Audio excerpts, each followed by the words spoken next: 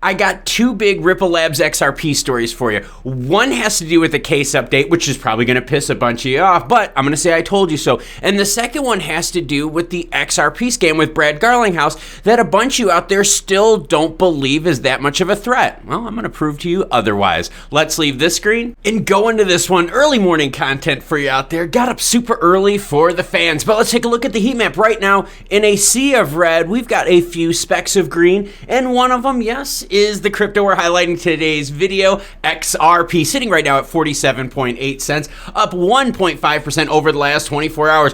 Broad look across the market sees mostly red, with things hovering right around their average over the last 24 hours. But now on to the two stories here that I got to share with you regarding Ripple Labs XRP. In one of them, I know I'm not rubbing sand in anyone's face or salt in wounds, nothing like that. I'm here to show you how bad these scams are and why people actually fall for them. All right, here we go. Microstrategy's Michael Saylor giving away Bitcoin details. Now, wait a minute. This all has to do with two videos that I did earlier. The first video I did was an XRP huge scam one. The premise of this video is that verified Twitter and YouTube accounts are being hacked. They're then playing a Brad Garlinghouse interview video where he says, hey, if you fill out this, blah, blah, blah, we're going to be giving away free XRP. All right. So basically Brad is saying, hey, you do this, we'll give you away free XRP. And a lot of you are like, hey, wait a minute, Klaus, how do people fall for that, especially now, right? Especially with the awareness that's happening. Well, ironically, 24 hours later, Brad came out on Twitter and said, hey, I am so tired of all these scams, all these fake likenesses of me on Twitter and YouTube. This has to stop. See, Brad and I are on the same wavelength. And again, a bunch of you are like, well, Klaus, seriously, how do people keep falling for this?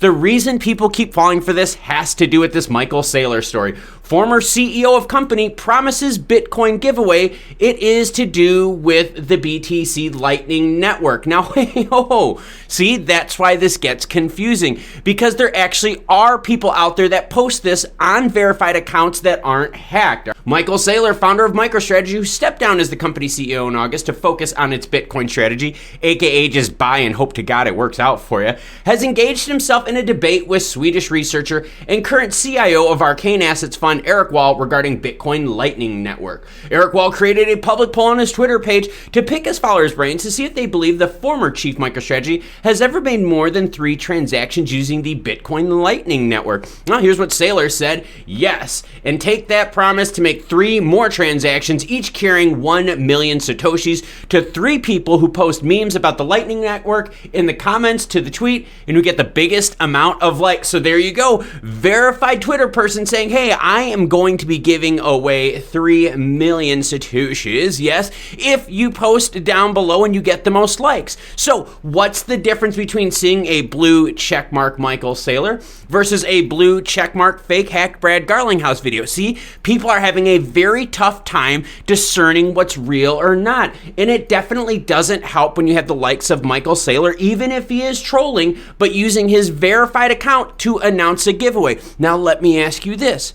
How many bots, scams, and schemes now are going to piggyback on this and hack another account, make it look like Michael Saylor's, and be like, hey, look at his original post. They're going to copy this. They're going to put a new one up that says, hey, put your address down below. We're going to start giving away the 3 million Satoshis. Oh, see, so this actually is a real big problem.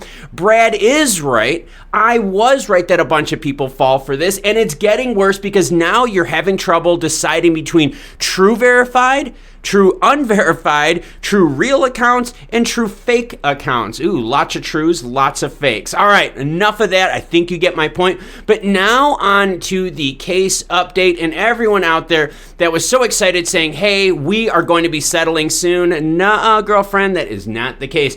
SEC opposes motions to file amicus briefs in XRP lawsuit. Oh my gosh, everyone. Yep, they're doing it again. All right, so what happened was a few days ago, we had iRemit and TapJets file for Amici status to help out Team XRP. Now, filing the status will allow them to be on the side of XRP, will help them with the court stuff. They're going to be sitting there character witnesses. They're going to also prove testimony with saying, hey, this is what our use case is. This is why you can't yank XRP off the market. So really important here for Amici status to be granted. But hey, true to the SEC, they want to delay it every chance they get. So what did the SEC do? The US SEC has opposed the motions filed by to amicus curiae in SEC versus XRP case, SEC stated that a global payment remittance iRemit and private jet charter and aircraft management company TapJets have proposed briefs that are unsuitable attempts to offer evidence outside of the restraints of the discovery restrictions. So they're saying, hey, there is no real benefit to having these two in their court.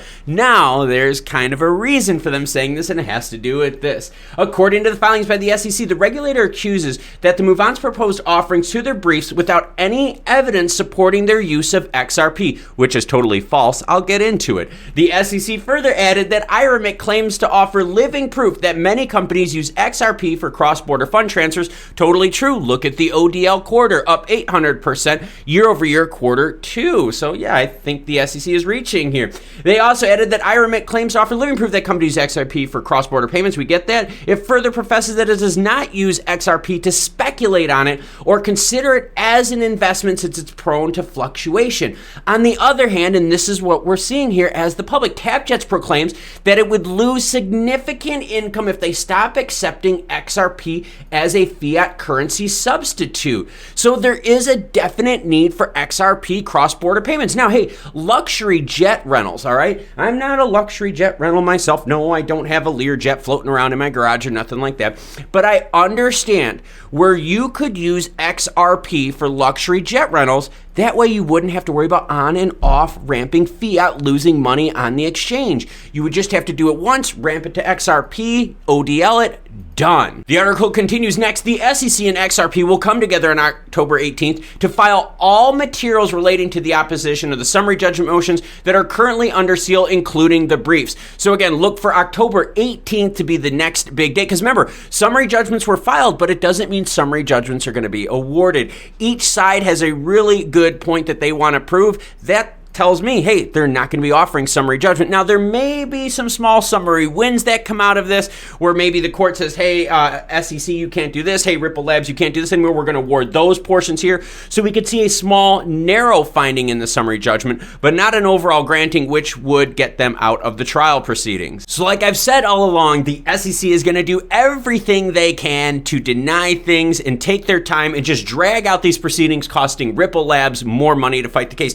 In fact, Brad Garlinghouse said that this case is going to cost them in excess of $100 million to fight. And he said that was if it was done in 2022. Everyone look at it, looks like it's going to be done in 2023. So bad better up the budget for the case.